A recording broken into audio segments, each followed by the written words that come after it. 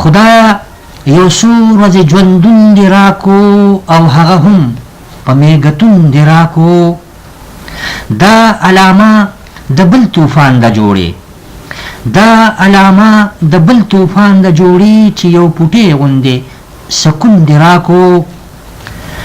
سر په زنګون په فکر ناسته شولا سر په زنګون په فکر ناسته شولا ښه شوه چې سوچ له دا زنګون دې راکو خدایا همت هم د فرهاد راکچې خدایا همت هم د فرهاد راکچې غم لکه غر د بیستون دې راکو اشنا لهم خوی د لیلا ورکنو